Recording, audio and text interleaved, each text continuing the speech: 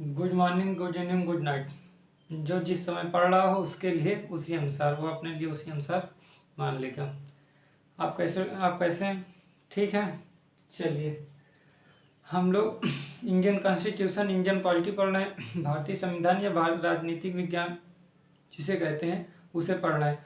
उसमें हमने मूल अधिकार शुरू किया। मूल अधिकार में हमने स्वतंत्र समानता का अधिकार, स्वतंत्रता का अधिकार और शोषण के विरुद्ध अधिकार हमने पढ़ लिया है। हम लोग पढ़ रहे हैं धार्मिक स्वतंत्रता का अधिकार, और धार्मिक स्वतंत्रता के अधिकार में हमने 25 पूरी तरह कंप्लीट कर दिया। 25 में हमने 2 वीडियो बनाए थे, उसमें 25 भी हैं, 24 भी हैं, सभी से कंप्लीट कर दिए हैं। इसके बाद आज हम अनुच्छेद 26 आर्टिकल 26 देखेंगे, क्योंकि धार्मिक अधिकार में क्या है, धार्मिक अधिकार में 4 अनुच्छेद हैं, 25, 26, 27 और 28। हमने 25 पूरी तरह के देख लिया है। अब हम लोग देखेंगे क्या, अनुच्छेद 26 देखेंगे। अनुच्छेद 25 में क्या था, धार्मिक स्वतंत्रता, धार्मिक अंतःकरण की स्वतंत्रता, मानने की स्वतंत्रता, आचरण की स्वतंत्रता, प्रसार करने की स्वतंत्रता, ये सही बताया गया था। उस पर प्रतिबंध भी बताए गए थे क्या क्या था। और हिंदुओं के जो सार्वजनिक समुदाय के जो मंदिर हैं उसको क्या करना है, हिंदुओं के सभी समुदाय के लिए, सभी वर्ग एवं समुदाय के लिए खोला जाएगा यदि सामाजिक कल्याण की बात हो तो। ये सभी चीज़ हम अनुच्छेद 25 में देख चुके हैं। ठीक है, आज हम लोग देखेंगे अनुच्छेद 26। आप लोग ये वीडियो देखने से पहले अनुच्छेद 25 पहले देख लीजिएगा, तब इसको शुरू करिएगा। ठीक है, चलिए। ठीक, आइए हम अनुच्छेद 26 देखते हैं।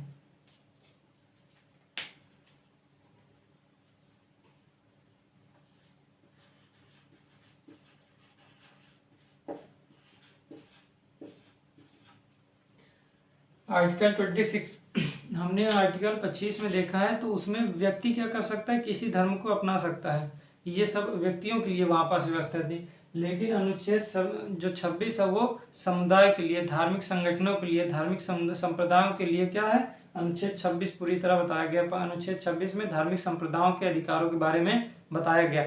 अनुच्छेद 25 व्यक्तियों को जो धार्मिक अधिकार प्राप्त है उसके बारे में बताया गया। लेकिन जो अनुच्छेद 26 है वो क्या हुआ, धार्मिक संप्रदायों के बारे में जो अधिकार दिए गए हैं उसके बारे में पूरी तरह वर्णित है। ठीक है, तो इसमें क्या है, अगर हम कहें कि अनुच्छेद 26 में क्या बताया गया, तो धार्मिक संप्रदायों को दिए गए अधिकार क्या है इसमें। हम लोग अगर देखें क्या कि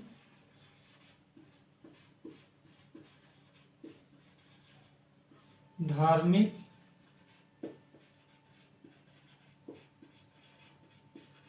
संप्रदायों को दिए गए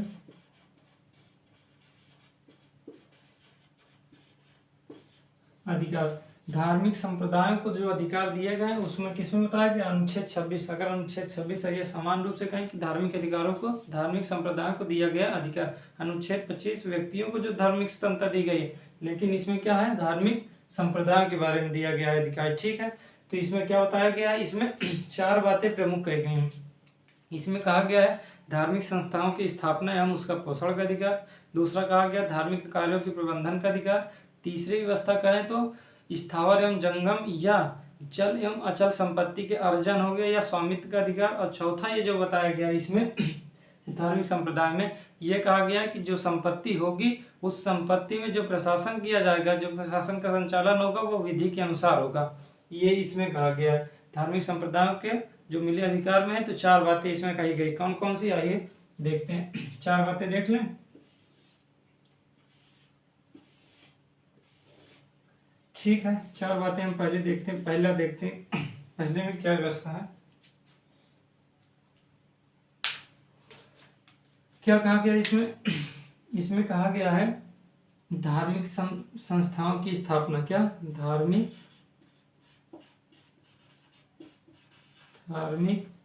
संस्थाओं की स्थापना एवं उनका पोषण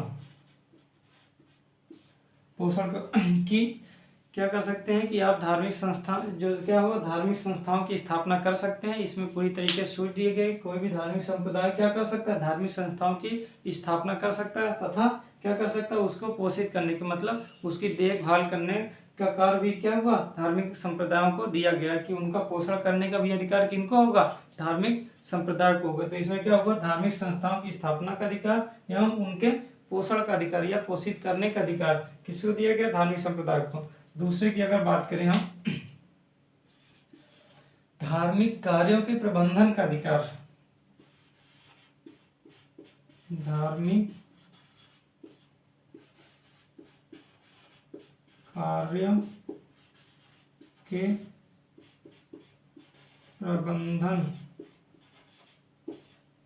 करने का अधिकार, प्रबंध करने या प्रबंधन करने का अधिकार किसमें दिया गया है,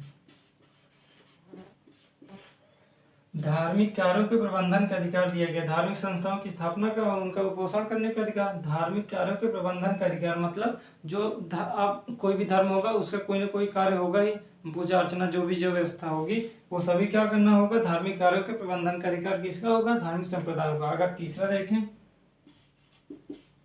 इसमें कहा गया है चल एवं अचल संपत्ति का अर्जन, क्या हुआ, चल एवं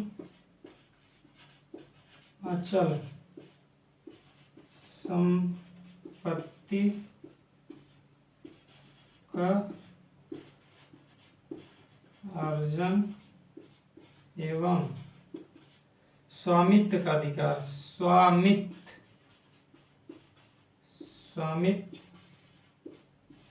का अधिकार, चल एवं अचल संपत्ति का अर्जन एवं स्वामित्व का अधिकार। इसका मतलब क्या हुआ कि चल मतलब होता है जैसे पैसा, ये क्या हुआ, चल संपत्ति है, लेकिन अचल संपत्ति जैसे भूमि हो गया, ये क्या है, अचल संपत्ति है। तो चल एवं अचल संपत्ति का अर्जन, अर्जन का मतलब होता है एक्विजिशन, एक्विजिशन मतलब हो गया, इसे अगर हिंदी कहें अर्जन प्राप्ति, अगर कहें कि अर्जन का मतलब क्या होता है, प्राप्ति। तो चल एवं अचल संपत्ति की प्राप्ति मतलब एक्विजिशन एवं स्वामित्व का अधिकार, उसका जो मालिकाना अधिकार हो, मालिकाना जो अधिकार दिया गया वो किया हुआ धार्मिक संप्रदायों को प्राप्त है कि चल एवं अचल संपत्ति के अर्जन एवं स्वामित्व का अधिकार। पुस्तकों में लिखा होगा स्थावर एवं जंगम लिखा होगा, जंगम या स्थावर लिखा हुआ, जंगम एवं स्थावर संपत्ति का अर्जन एवं स्वामित्व का अधिकार लिखा, मतलब यही होता है चल एवं अचल संपत्ति का अर्जन एवं स्थायी स्वामित्व का अधिकार। यही व्यवस्था किसमें, धार्मिक संप्रदाय के तीसरे भाग में अगर देखेंगे तो यही व्यवस्था है। ठीक है, चलिए अगर हम चौथे में देखेंगे, चल और अचल संपत्ति का यदि अर्जन कर लेंगे, प्राप्ति कर लेंगे, तो इसका संचालन भी तो किसी न किसी प्रकार से किया जाएगा, संचालन होगा। और संचालन किस प्रकार होगा उसी के बारे में चौथे में वर्णित किया गया है कि ऐसी संपत्ति का संचालन या प्रशासन, ऐसी संपत्ति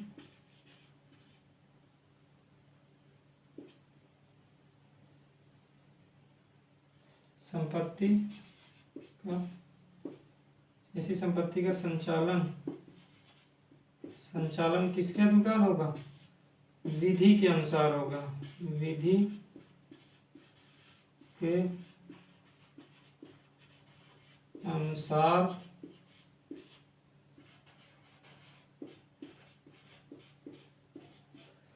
इसमें क्या कहा गया, ऐसी संपत्ति जो चल एवं अचल संपत्ति होगा उसका संचालन विधि के अनुसार होगा। विधि के अनुसार मतलब कानून के अनुसार होगा। इसके लिए जिस प्रकार कानून संपत्ति का संचालन किस प्रकार होगा, अवैध रूप से नहीं होगा, बल्कि विधि के अनुसार क्या होगा, ऐसी संपत्ति का संचालन किया जाएगा।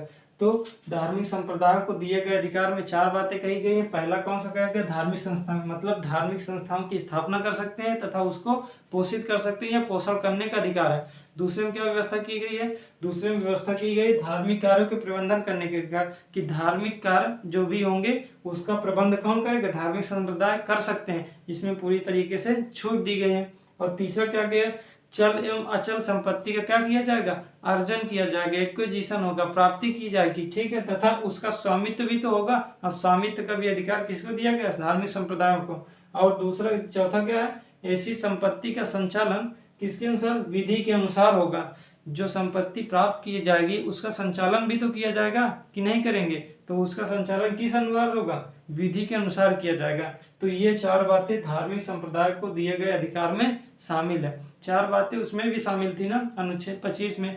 अंतःकरण की स्वतंत्रता, प्रचार या प्रसार कह सकते हैं, या आचरण की स्वतंत्रता, सार्वजनिक करने की स्वतंत्रता, ये था ना उसमें। उसी प्रकार इसमें जिस प्रकार उसमें प्रतिबंध थे उसी प्रकार इसमें भी प्रतिबंध है, लेकिन थोड़ा सा अंतर है, एक प्रतिबंध में अंतर और सभी प्रतिबंध उसी तरह के हैं। तो हम इसको लिख लीजिएगा। अब हमें क्या देखेंगे, प्रतिबंध के बारे में देखते हैं। ठीक है, चलिए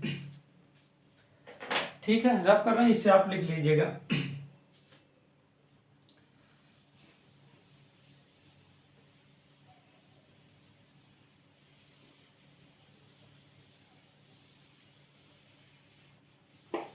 देखिए, प्रतिबंध लगाना अनिवार्य है। प्रतिबंध इसलिए लगाया जाता है कि कोई जो एसेंशियल पक्ष होता है, नॉन एसेंशियल पक्ष के लिए क्या किया गया है, प्रतिबंध लगा दिया गया कि कोई ऐसी व्यवस्था ना हो जिससे लोक व्यवस्था बेकार हो जाए, नैतिकता बेकार हो जाए। इस कारणवश क्या किया जाता है, प्रतिबंध लगा दिया जाता है। तो प्रतिबंध सकारात्मक ही होता है। प्रतिबंध अगर लगाया जाता है तो ये नकारात्मक नहीं। धार्मिक अधिकारों में जो प्रतिबंध लगाया गया वो क्या है, वो सकारात्मक है। ठीक है, तो इसमें अनुच्छेद जो 26 है, इसमें अगर देखें प्रतिबंध की बात देखें, प्रतिबंध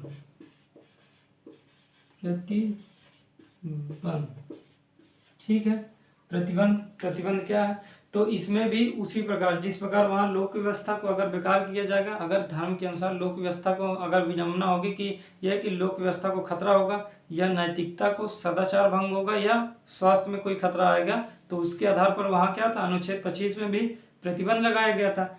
उतने ही प्रकार यहाँ भी है। प्रतिबंध में यदि लोक व्यवस्था बेकार हो रही है, क्या हो गया, लोक व्यवस्था हो गया। दूसरा क्या हो गया, सदाचार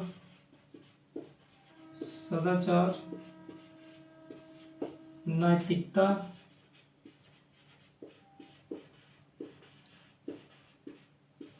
स्वास्थ्य। यदि ये क्या हो, भंग होंगे तो प्रतिबंध लगेगा। यदि क्या होंगे, लोक व्यवस्था, सदाचार, नैतिकता या स्वास्थ्य पर कोई खतरा होगा, अगर ये भंग होंगे, लोक व्यवस्था भंग हो गई, नैतिकता पर कोई खतरा है, सदाचार पर या स्वास्थ्य में कोई दिक्कत आ गई, तब क्या होगा, तब अनुच्छेद 26 जो धार्मिक संप्रदाय होगा वो क्या किया जाएगा, उस पर प्रतिबंध लगा दिया जाएगा। इसमें कोई भी नहीं है कि इस पर जो प्रतिबंध लगाया जाएगा इन्हीं के आधार पर होगा। ठीक है, अनुच्छेद 25 में हमने ये देखा था कि यदि अनुच्छेद 25 किसी मूल अधिकार के किसी अन्य अनुच्छेद से क्या करता है, अंतर विरोध में आ जाता है, यदि वो विरोध उत्पन्न करता है तो क्या हो जाता है, अनुच्छेद 25 को प्राथमिकता नहीं दी जाएगी बल्कि मूल अधिकार के उस अनुच्छेद को ज़्यादा प्राथमिकता दी जाएगी। लेकिन इसमें ऐसी बात नहीं है। आगे मूल अधिकारों से ये पूरी तरह से स्वतंत्र अनुच्छेद, जो इसमें क्या है, मूल अधिकार के अनुच्छेद, मूल अधिकार के अन्य अनुच्छेद से स्वतंत्र है। अनुच्छेद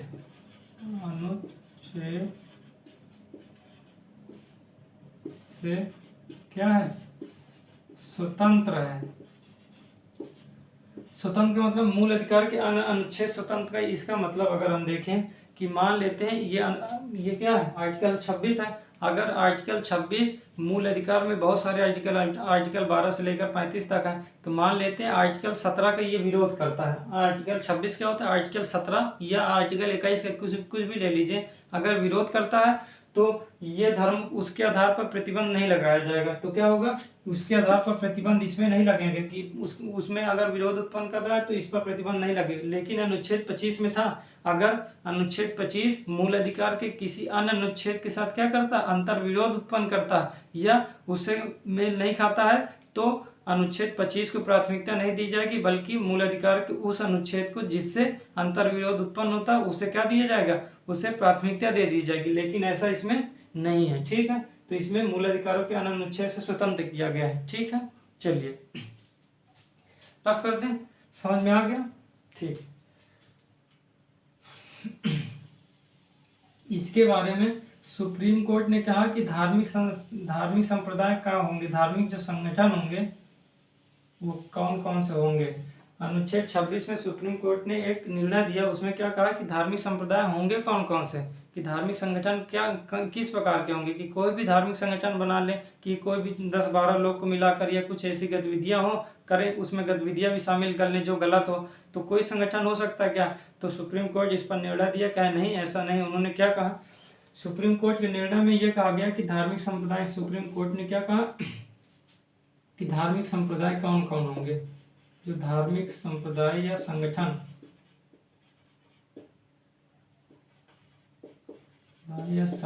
कौन होंगे। तो उसमें क्या कहा गया, कहीं उस संगठन का नाम के उस एक सामान्य संगठन होना चाहिए, एक सामान्य संगठन होना चाहिए, सामान्य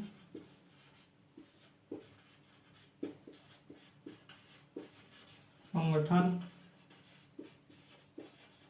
होना चाहिए। दूसरे में यह कह दिया गया कि वो समान संगठन होना चाहिए, साथ ही साथ उसका एक विशिष्ट नाम होना चाहिए। क्या होना चाहिए, एक विशिष्ट नाम होना चाहिए, और यह संगठन क्या हो, सरकार से मान्यता प्राप्त है। ठीक है। तीसरा की व्यवस्था करें कि इसमें समानता क्या है, सामान्य मनुष्य होने चाहिए। इसमें क्या होने चाहिए, सामान्य मनुष्य होने चाहिए, समान मनुष्य या व्यक्ति होने चाहिए। कह रहे हैं जिनके अनुसार, कह रहे हैं कि जिन इसमें जो होना चाहिए, लेकिन जो इसमें जो कर्तव्य हो, जो कर्तव्य वो इनकी आत्मिक संतुष्टि के लिए होने चाहिए। क्या होना चाहिए, यह एक समान मनुष्य इसमें होने चाहिए। इसमें मनुष्य क्या होने चाहिए, समान, और साथ ही साथ आत्मिक। इसमें जितने भी व्यक्ति होने चाहिए उनको, उनके द्वारा जो कर्तव्य किए जा रहे हैं, जो कार्य किए जा रहे हैं, वो आत्मिक संतुष्टि के लिए होने चाहिए। तो ये सभी व्यवस्थाएं किसमें, सुप्रीम कोर्ट ने धार्मिक संप्रदाय या संगठन में कह दिया गया। एक समान संगठन होना चाहिए, एक विशिष्ट नाम होना चाहिए, समान मनुष्य होने चाहिए, और उसमें जो कर्तव्य कार्य किए जा रहे हैं वो आत्मिक संतुष्टि के लिए, इसमें जितने व्यक्ति शामिल हो सभी के आत्मिक संतुष्टि के लिए होने चाहिए। ये किसमें कहा गया, ये इस सुप्रीम कोर्ट ने निर्णय में दिया। ठीक है। चलिए, इसमें कहा गया जैसे रामकृष्ण मिशन हो गया, ये एक प्रकार का क्या है, धार्मिक संप्रदाय है। ठीक है, ये एक प्रकार का संगठन है। जैसे आनंद मार्ग, ये भी एक प्रकार का क्या है, संगठन है। तो जैसे रामचंद्र, इसको क्या हुआ, मान्यता प्राप्त है। रामचंद्र मिशन, इसमें सुप्रीम कोर्ट ने कहा जैसे रामचंद्र मिशन हो गया, आनंद मार्ग, ये क्या है, एक प्रकार के संप्रदाय है। ठीक है, संगठन है, धार्मिक संगठन। लेकिन जो अरविंदो सोसाइटी है वो नहीं है, क्योंकि ये इसको कंप्लीटली फॉलो नहीं करता, कि समान संगठन नहीं है, उसका एक विशिष्ट नाम नहीं है, और समान मनुष्य जिसमें कर्तव्य आत्मिक संतुष्टि के लिए नहीं है, ये चीज वो फॉलो नहीं करता। इस कारण उसको क्या है, वो इसमें नहीं आता है। और जैसे रामचंद्र मिशन, आनंद मार्ग, ये सभी हिंदू धर्म से संबंधित ही हैं। ठीक है।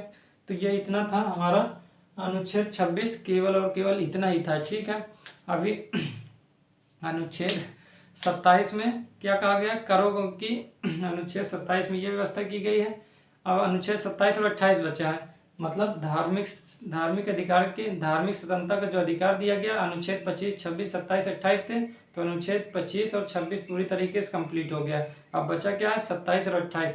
27 में ये कहा गया है कि जो सरकार होगी वो किसी एक धर्म को बढ़ावे के लिए सार्वजनिक संपत्ति या सार्वजनिक खजाने से किसी प्रकार का व्यय नहीं करेगा। ये अनुच्छेद 27 में कहा गया। और अनुच्छेद 28 की बात करें तो अनुच्छेद 28 में 4 प्रकार के कैटेगरी में संस्थान बांट दिए गए हैं, जिसमें बताया गया है कि किस संस्थान में धार्मिक शिक्षा दी जाएगी, किस संस्थान में धार्मिक शिक्षा नहीं दी जाएगी।